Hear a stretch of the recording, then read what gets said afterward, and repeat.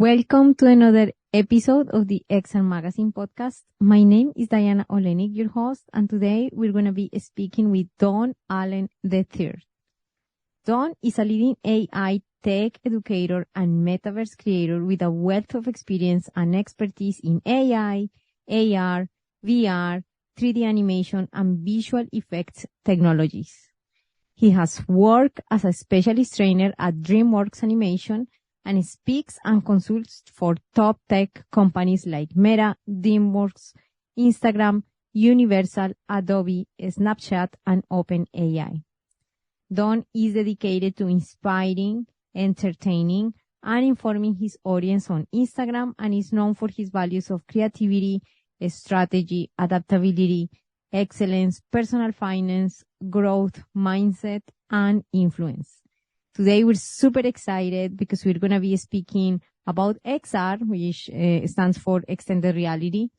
That includes virtual reality, augmented reality, mixed reality, and especially we're going to be diving into generative AI or artificial intelligence and how we are using right now these tools for professional development. Thanks so much for being here today, and let's dive into it. Let's do it. Thank you so much, Don Allen, for being here today. We're super, super excited. We've been waiting a little bit to make this happen. We know that you're very busy with all your creations and your commitments. Thank you so much for making the time to be here today with us. How are you doing today?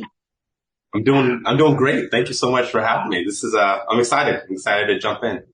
Thank you so much. Having such a creator with us and sharing your insights, your experience is a blessing, actually. So please let us know. Maybe we can get started to learn a little bit about the book of your life. In other words, Sure. How were your beginnings as a creator, or at any point that you want to start sharing with us about you and your background? I guess I could start with school. So I went to school studying broadcasting. I was looking into being like a journalist. So that was like what my background and training was in. But it was always the side projects that I would do, like making videos and filming things. That's kind of what led me down this path of 3D and, in XR. I would say I started off in school, but I had this moment where I started noticing that, I went to this film festival for a film that I made. And I noticed that when I was there, the films that people were talking about more had 3D stuff in it. And I didn't know 3D at the time. And this was at an international film festival in France. I went there and I was just seeing like what people were talking about, films that had 3D in it. Like if it was even just for a moment, they're like, whoa, it had cool CGI and it had really cool 3D. And this was in 2015. And so I came back from that festival thinking, I need to learn this 3D stuff. And so I started learning 3D stuff right around that time. I started off with a program called Cinema 4D. My friend Mike Winkleman, who goes by Beeple, he recommended I start learning Cinema 4D because that was like what he taught on. And I was like, okay, I'll follow your lead. And so my goal was to try to make a render or an image that looked like one that Beeple might have made in a year. So every day for like about a year or so, or every week, I was learning a 3D program from the start to where I got to. And then it took about a year, and then someone finally said, hey, did Beeple make that piece of artwork? And I was just like, yes, that was my goal. And then once I made that goal, I started charging. I started charging for making 3D. I was like, okay, I feel competent enough that if I'm giving clients, I can deliver 3D. And I was getting all this 3D stuff, and I love it, having so much fun. But suddenly I was missing video. I started off with videography and like that kind of background. So I started combining the two. I said, what if I put my new 3D knowledge on top of my video knowledge? And so I started putting my 3D as a visual effect onto videos that I was filming vertically with my phone. And I started uploading those on social media. And then after a short while, people started calling it augmented reality. And I didn't even know what that was. I was like, oh, okay, I guess so. I guess it's augmented reality. I thought it was just visual effects on top of video or 3D on top of video, but they're calling it augmented reality. And then finally a brand reached out and said, hey, can we hire you to do some augmented reality for us? We have this app. And I did not know how, but was like, yes, I can do it. I had no idea what I was doing. And that was like a rough but fun way to just, start the fire. So I started learning how to actually make assets for augmented reality, not just for visual effects, but really does it work in their app? And that's how I got started into the AR and XR space. Wow, that sounds fascinating. And I like to highlight when you said, I didn't know how to do it, but I still said, let's do it. I think that attitude is something that many of us creators need to take it into our heart and believe that we can evolve with the technology as well, because nobody was born doing these things. We really need the opportunity in order to experiment with that, deliver something that is with quality, because we all have the capabilities and the skills to do it, and the desire, of course, to success, and jump in and do it. Because sometimes people feel, oh no, I'm not there yet. I need 2 more years of experience, or 5 more years of knowledge. And sometimes knowledge doesn't really get us into the actual results that we're looking for, because we just need the practice. And the practice is with all of these tools and technologies. Thank you for sharing that. That's like a wisdom nugget there behind all your experience as well. So you're working right now as well with something super exciting, that is artificial intelligence, right? Yes. How has been your experience? How did it, you were working with AR stuff, and then what happened with AI all of a sudden, or how was the process for getting into that? Yeah, I mean, for me, I see AI as the ultimate tool to couple together with AR and VR and XR. And so for me, it's like, AI is going to bring the utility and the value to augmented reality. So like, I feel like I've developed myself well enough in the AR space. I have a very good understanding of that at this point, the whole pipeline, the creation of it. Now I want to start to be very competent in the AI side, the artificial intelligence side, and get a very good platform and understanding of that.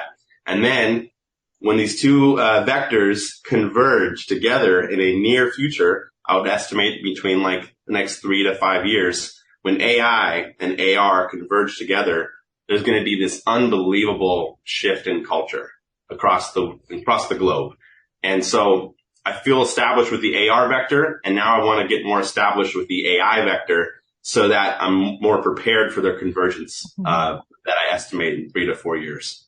Absolutely. That actually is going to lead to my next question, which is particularly, how do you see the convergence of these fields, XR, which is super exciting? How people would be you foresee using artificial intelligence, maybe creating some sort of utility-driven AR experience? Would they be prompting something inside AR to create something, or how do you see it? Yeah, I mean, I can reference a movie that does a pretty good job at visually and scripting. They write a good example of how this might look. If you've seen any of the Marvel movies that feature the character Iron Man, there's a character that Iron Man interacts with a lot, and that character is not human. It's an AI named Jarvis. And so in the movies, when Tony Stark as a human who's playing this character who's Iron Man, when he wants to build something futuristic or kind of visualize some new world, he's collaborating with an AI named Jarvis. And so as he's talking, Jarvis can take his natural language and convert that into 3D files and images that he could then present to he could present to Tony Stark. And then Tony Stark, seeing those visuals in real time, can actually get new insight and then provide more language and more context. And all of a sudden, you're basically visualizing a whole world and letting the human be really good at the human stuff, the intuition, the empathy, the creative direction, and then let the AI be really good at what it's good at. And then together, you basically turn everybody into, like, it gives everyone superpowers. So I think what's going to happen, the convergence between AI and AR, is going to basically turn a lot of people into Iron Man. And it's going to not be sci-fi anymore. There'll be a point in time where we'll look back at those movies and we'll think, wow, we thought that was only going to be for the Tony Starks. how misguided that was, how small scale we thought that was going to be. No, it's going to be much more like, well, that being said, it'll be people who have access to internet and devices. So that kind of limits, not everybody would have access to these tools, but a lot of people do have internet and a lot of people do have devices.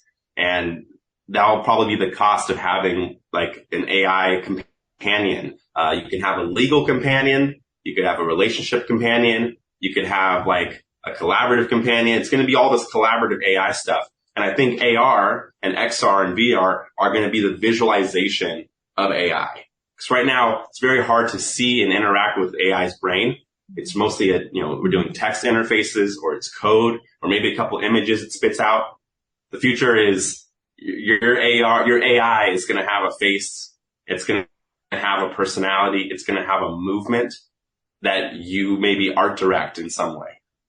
Wow, that sounds super exciting. And of course, we're very thankful for that very practical example. Now we can more specifically visualize how that could be like and why it is important that although we are maybe creators, artists, somehow start to get involved and adjusted to the evolution. Because you know that there are many artists out there that are worried about what is going to be my place now if this type of artificial system can do it now for me, and how it's going to affect my livelihood.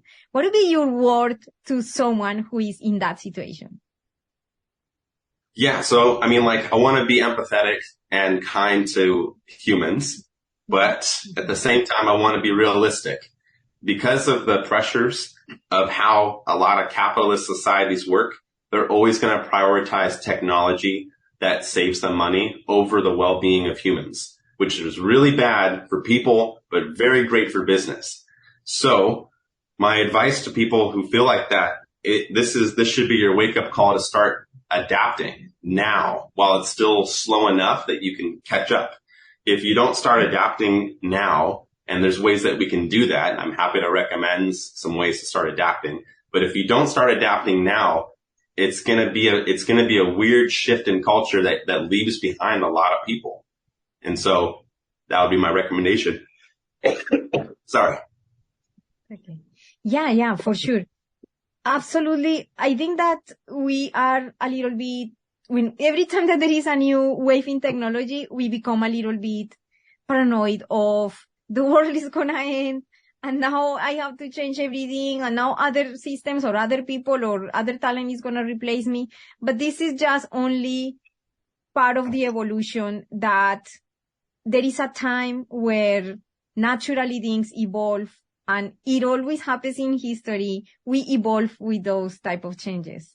So what would be some of those ways that you would like to recommend particularly for what you are mentioning? Yeah, I mean, the first one is shifting from being static career focus to flexible career focus.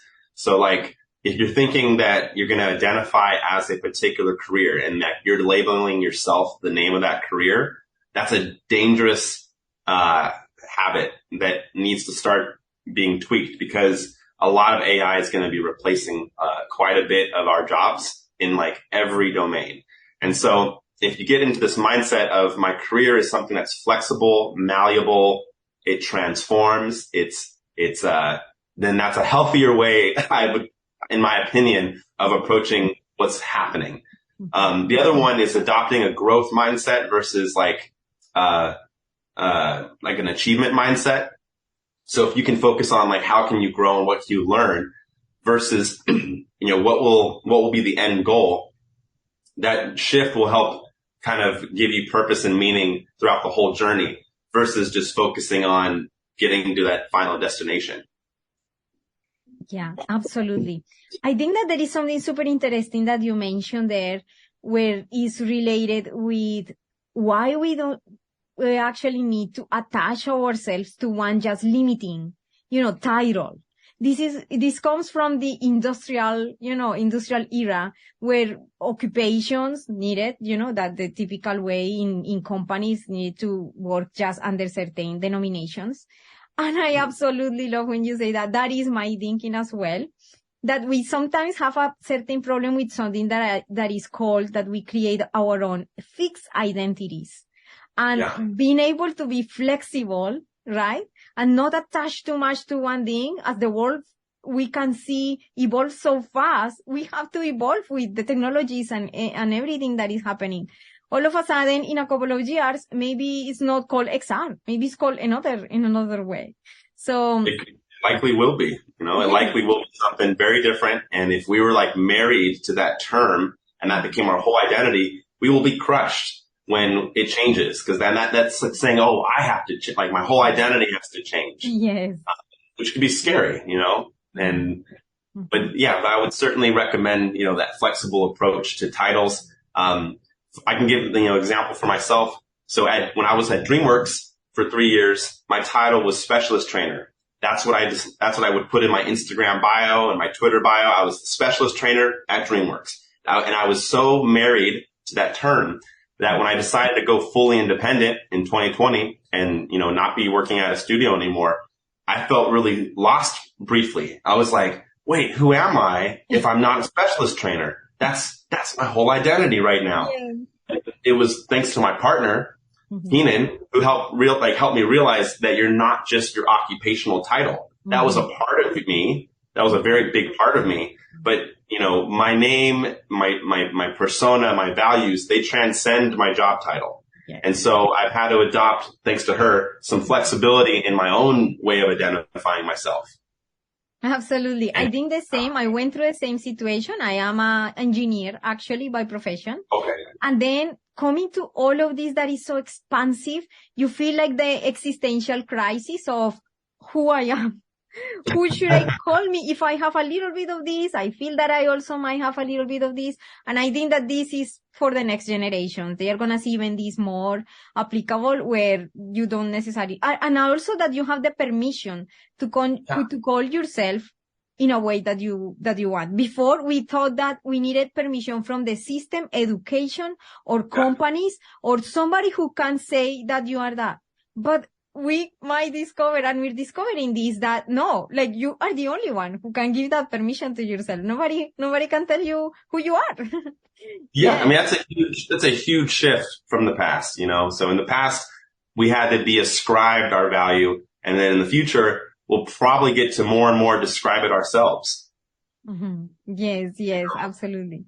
With artificial intelligence right now, the way that at least is working right now, so there is a system where we need to have this interaction trying to tell artificial intelligence what to do by the means of text input right now. Sure. So in that experience that you've been doing this, some people also are concerned about the originality or the rights of that creation. So I just like to know from your point of view, what is your stand about this? And, what do you think that is, is coming to what type of evolution in that sense? Yeah. I mean, unfortunately, our technology advances, I believe, way faster than our ethics or our legislation as humans. Yes. And that's like always been the case. So I think what's going to happen is there's going to be a lot of harm done at first because there's no laws and regulation and the ethics haven't caught up to these new tools. And then as things are breaking, laws and legislations and rules will come after the fact. Or, I mean, ideally they could be starting right now. I think people are getting the picture. I'm seeing like teams and legislation starting to be formed, but I know it's going to be slow. I mean, it just inevitably has been in the past. So, I guess my stance on it is, to still tread in the water and still like be swimming and participating, but acknowledge that a lot of our standards that we have right now, don't exist yet. Like there aren't standards on how we do things. How do we credit people that use AI? Do we credit the development team? Do you credit the training data? Do you credit the artist that's typing in the text prompt? It's just like, there's a lot of unknowns right now. And we're seeing some different AI protests online, and that's a very good indicator of what people are feeling. but we're also seeing the relentless development of the AI, regardless of if they're being a protest. So, I would say take a dualist approach. It's both fantastic and it's horrible at the same time. Yeah. Yeah. We might see, of course, right now, these, different, currents of thought on how this should be dealt with. I always believe that still having this conversation, like, for example, the conversation that we're having right now, making it even like in our day-to-day conversations, that actually compounds little by little to actually get into the organizations that help to regulate this. But in the meantime, I think that it's important also to discuss another important topic that you might have maybe done some opinions in the past, and it's Sure. about that artificial intelligence operates by the means of data sets. And Yeah. I wonder if you have anything to say on to how we can all contribute to diversity and inclusivity because of these data sets that are being taken from everything that is created out there. Yeah. So, to your point, every AI model, the ones that generate text or images or videos or sounds, all of them only work because there's data given to them. And there's this assumption that the only data that they can pull from is made by humans. And that is certainly a lot. That's like probably most of the data. But to your point, one problem that comes with that is the biases that it forms. Like, who was allowed to feed it data and who was left out of the training to feed that algorithm. So I saw one company that had two companies that had both really interesting solutions to getting more diverse data sets without having to take more data from people. And it's such an interesting approach. They use synthetic data. So one company was NVIDIA. They made a face tracking AI model that they trained completely on CG faces. And what they did was they did CG faces of lots of different skin tones because an earlier version wasn't tracking people's faces if they had darker skin. It wasn't tracking it very well because in their data set, there wasn't a lot of darker skinned faces that the AI had to pull from. So it didn't know that was a face because it hadn't seen it. It's like it just didn't know. It just didn't recognize it with as much confidence. So initially I was thinking, they're going to probably have to ask for a lot more people to give their face data that have a range of color. But instead, they used a synthetic data approach. They synthesized data, basically like a video game engine. They made a tool that could randomly generate lots of variations of faces and skin tones. And then it also generated different occlusions, like different hats and glasses and scarves. And it generated just hundreds of thousands of these photorealistic faces, and they look like real people. And then they trained the AI model to track faces, including these new data points, these new diverse skin tones, faces, and complexions. And what they found was that their AI model that was designed to track faces tracked so much better of all skin tones after they did the synthetic data training. So even though they never had those skin tones and faces in their set to start from, they were able to synthesize it and then all of a sudden make their AI model much more useful across a lot of diverse skin tones. And I know Tesla was the second company that's been doing that. So with all their cars that are driving around, they send a lot of the data back to their cloud servers and they analyze certain weird situations. So if they keep noticing a lot of Teslas are having trouble around the same spot, they will analyze and basically reconstruct a virtual representation of that spot in their lab. And then they will synthesize new problems to put onto that reconstructed area. They'll ask for the ground to have, ice on it, and they'll make the ground have less friction. Or they'll add visual things that aren't there. Like they'll put a bike that's going backwards up the ramp when a bike would never be doing that. And they train the AI model in a safe, reconstructed virtual environment millions of times until it understands how to better approach that curve if there is a bike coming up, or how to approach that curve if it's icy.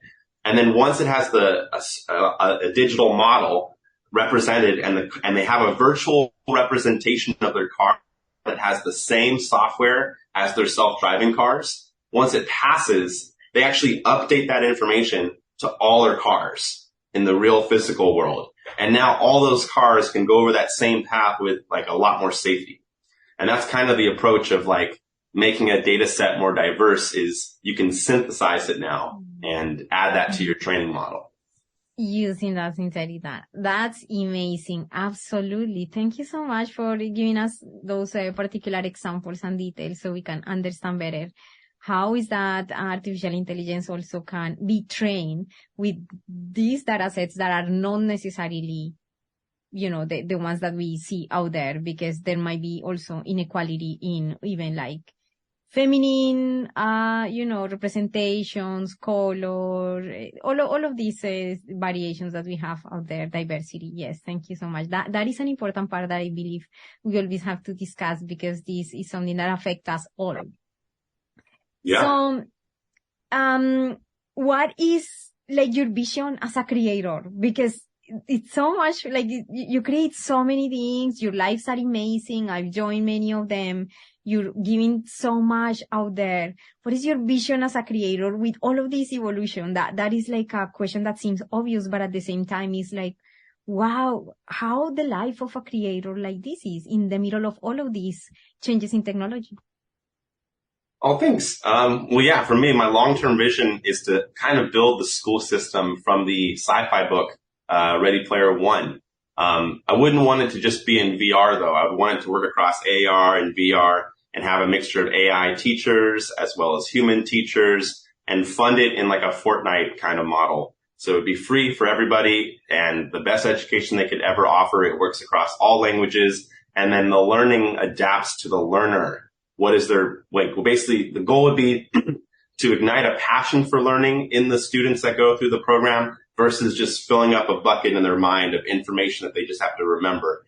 That'll be my long-term vision is like basically I would love to be a big catalyst to why a planet-sized education system became possible. So that's part of the reason why I'm interested in all these different technologies because I do see what I look at convergences. I mentioned earlier the convergence between AI and AR.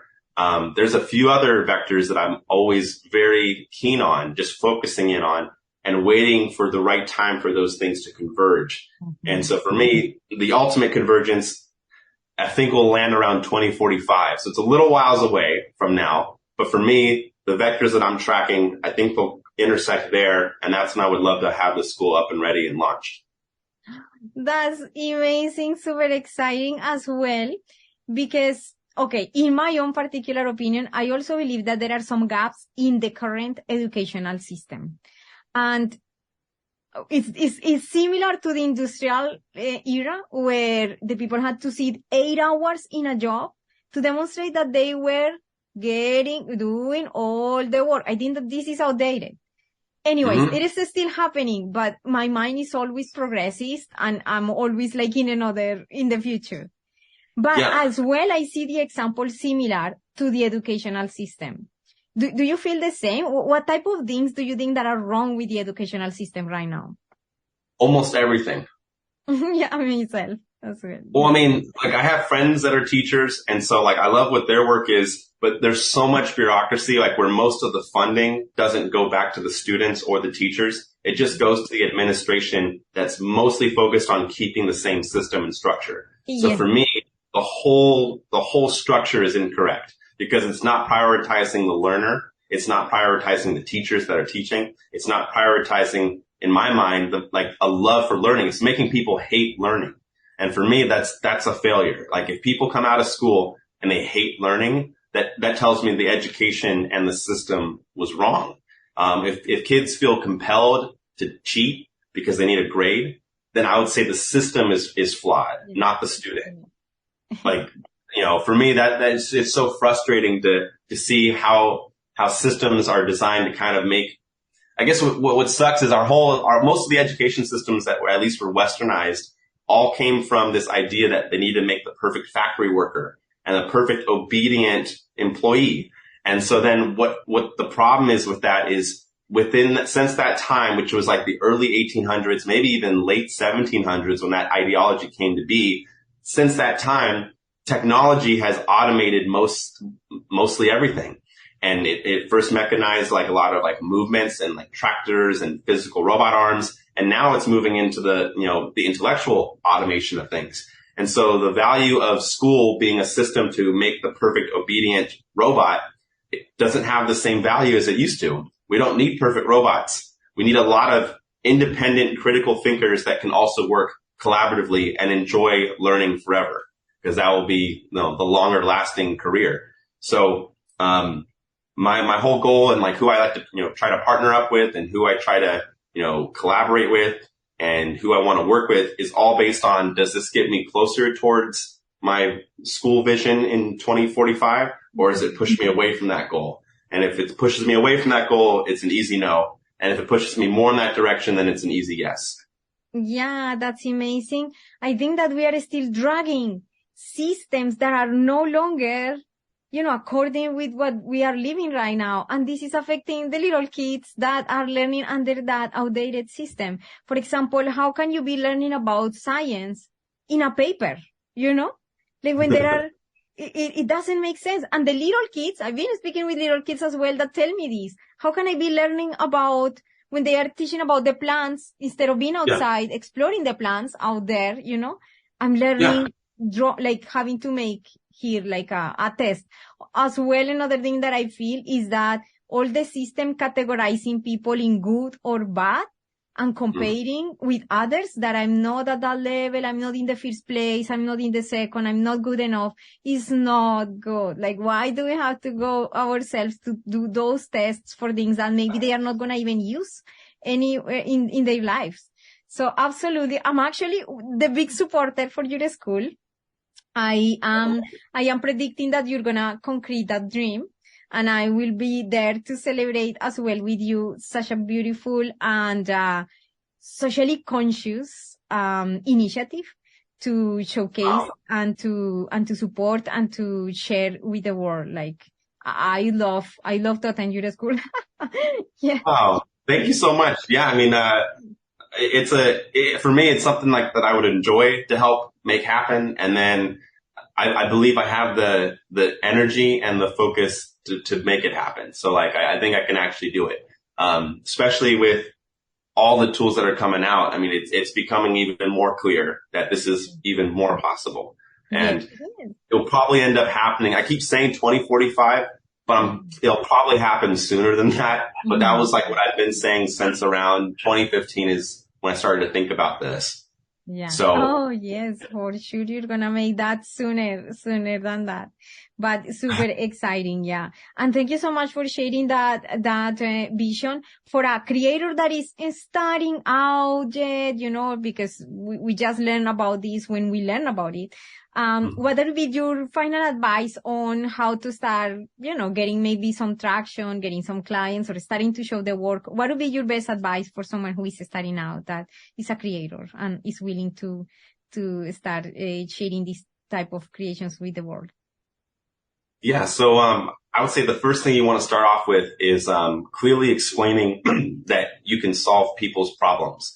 So like, if you can't clearly communicate that online, it's very hard for people to want to hire you or invest in you or collaborate with you. So I would say like step one, maybe make a list of 15 people that you want to that you're inspired by, and then study their behaviors very closely for like a month and literally document how do they communicate and what are they doing and what do they share? And then once you kind of have that highlighted for all 15 of these people for about a month, try to find out like what could you offer that is of value that they're not already doing? Like what's your unique angle that you could provide value in that same vector? And then that would be like a really good spot to start as a creator. The other one I would recommend is a new mindset. So I would say for me, I try to put a past version of myself out of work every other week. So I try to think what was past Don really amped about that he thought that was like, he's going to be very employable for a long time. How can I put past Don out of work with something that I learned today? And if you do that all the time, then there's not as much panic when things change because you're already used to trying to put yourself out of work. So that's something I try to do. Know your comfort zone. The other one is, there's a chart I would recommend for creators to make. And, it's 4 circles, and all 4 of the circles are intersecting. The first circle is what you love. The second circle is what you're good at. The third circle is what the world needs. And the fourth circle is what you can get paid to do. And if every creator makes this graph, it's called an ikigai. It's spelled Ikigai. If they find their ikigai, it's when all 4 of those circles intersect. The section in the middle is, an ikigai is what you love plus what you're good at plus what you can get paid for plus what the world needs. And if creators basically only focus on how do they get closer to ikigai, then you can live a really long, happy life in the future. And it's just like it just provides a lot of meaning to what you're doing. And without ikigai, it feels kind of pointless and it's hard to stay motivated at times. Yeah, for sure. It's the purpose in life. It's a beautiful philosophy, Japanese philosophy for us to get, like centered into what is our why, and then go from there and start building. So we don't, just go here and there. Yeah, exactly. Because, without that, you're just going to be like just lost, just like where do you go? Mm-hmm. Oh, I think my camera broke. A little bit, but it's all good. Yeah, I mean, while you fix the camera, I just want to say that this has been a fascinating talk because, first of all, you got us a better insight onto what could be the future in this convergence with XR that not everybody might be able to see yet. So that example was absolutely great, as well as to your vision, your projects, and the future of this technology, the educational system. So it has been amazing, like not a regular talk for sure. Thank you so much, Dawn, for such a beautiful interview, sharing your experience, your insight. Is there anything else that you wish I had asked you today? Oh, wow. Well, thank you so much for having me. These kind of moments kind of reinvigorate, my why as well. So thank you for this opportunity to share. I think you answered or asked all the questions I would love to go through. Let's see. I don't know. I guess for your audience, if they have questions, they're welcome to send me a direct message on Instagram. I'm pretty responsive there if they have questions about stuff. But other than that's all. Yes. If you could please briefly tell us your handle, the Instagram handle, so everybody can go directly there. We're going to put it in the description as well, but just so people can access right now the phone and follow you. What's the name of your account? Yeah, it's Don Allen III. It's DONALLEN and then the 3 I's, so III. I'm on Twitter, TikTok, and Instagram. Those are where I'm at, but mostly responsive on Instagram. Okay. Yeah. Thank you so much. That's amazing. If you like this episode, please make sure to share it with someone else and to subscribe or give it a like. And so sharing is caring. Thank you so much and see you in the next episode. Bye for now.